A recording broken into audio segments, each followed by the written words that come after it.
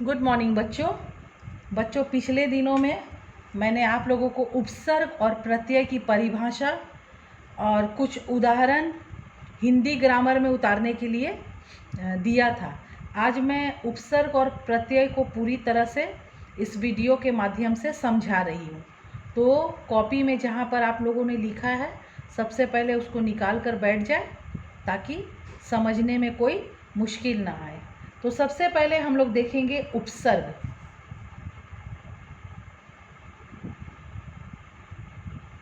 उपसर्ग की परिभाषा मैंने दिया था, वे शब्दांश जो किसी शब्द के प्रारंभ में जुड़कर, वे शब्दांश जो किसी शब्द के कहाँ जुड़ते हैं?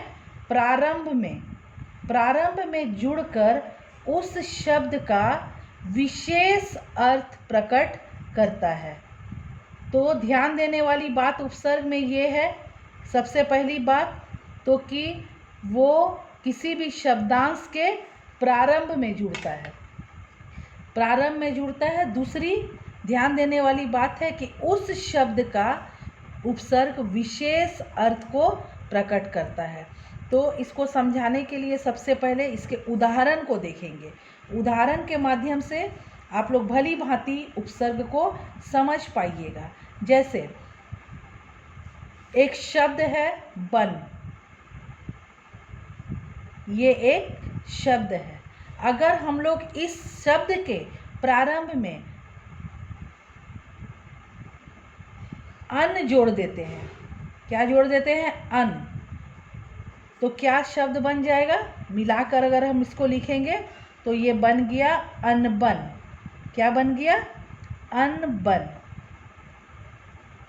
तो क्या हुआ? वे शब्दांश जो किसी शब्द के प्रारंभ में, यानी कि अन बन के प्रारंभ में जुड़ा और अनबन शब्द बना।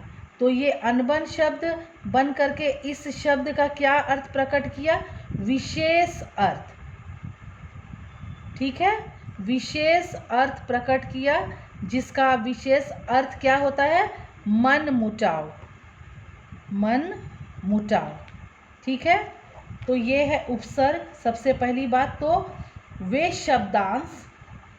शब्दांश जो किसी शब्द के प्रारंभ में जुड़कर, प्रारंभ मतलब आगे, प्रारंभ का अर्थ है आगे, शुरू में जुड़कर उस शब्द का एक विशेष अर्थ को क्या करता है? प्रकट करता है।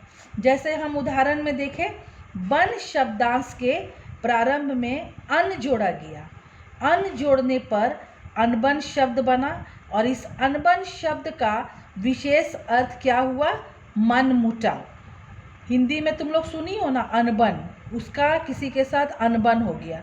अनबन का अर्थ क्या होगा? मन मुटाव हो गया। एक और उदाहरण हम लोग देखेंगे, इससे बहुत अच्छी तरह से क्लियर हो जाएगा।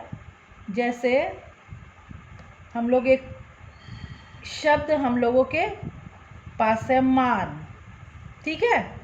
अब इस मान शब्द के प्रारंभ में अगर हम लोग अभी उपसर्ग को जोड़ देते हैं, अभी, ठीक है, मान के पहले अगर हम लोग अभी को जोड़ दिए तो क्या शब्द बन गया?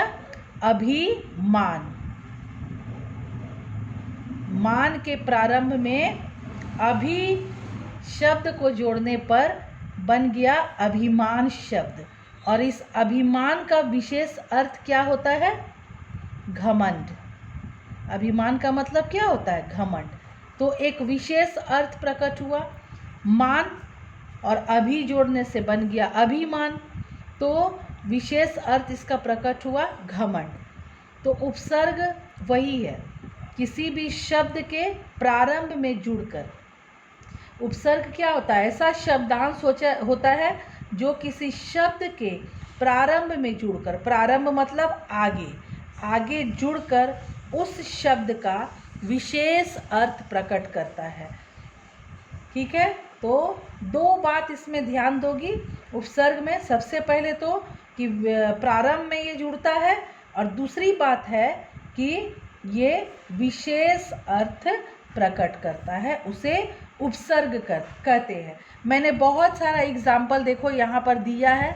आप लोग उस कॉपी के माध्यम में, कॉपी में जो नोट्स लिखी हो उसके माध्यम से क्या कर सकती हो, ये जो शब्द है उसमें देख सकती हो। जैसे लाशा शब्द एक है, लाशा के पहले मैंने यहाँ दिया अभी, तो क्या हो गया, अभिलाषा शब्द बना, जिसका अर्थ क्या हो गया, इच्छा। विशेष अर्थ क्या इसमें हो गया, इच्छा।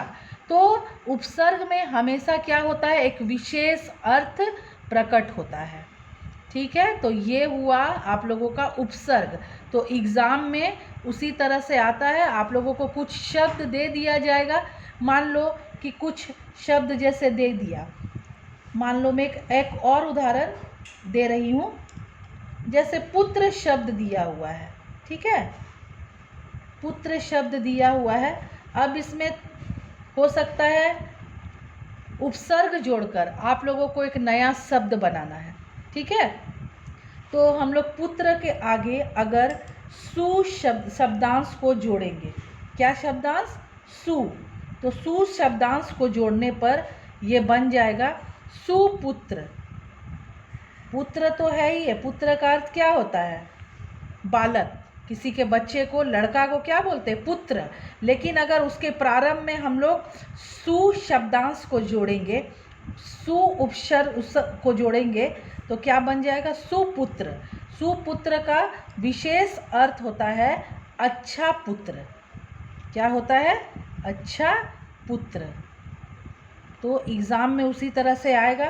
कोई भी शब्द दिया हुआ रहेगा, आप लोगों को उपसर्ग जोड़कर एक शब्द बनाना होगा और देखना होगा कि उसका क्या विशेष अर्थ प्रकट हुआ है। तो ये हुआ बच्चे आप लोगों के लिए उपसर्ग। इसे बहुत अच्छी तरह से समझ लोगी।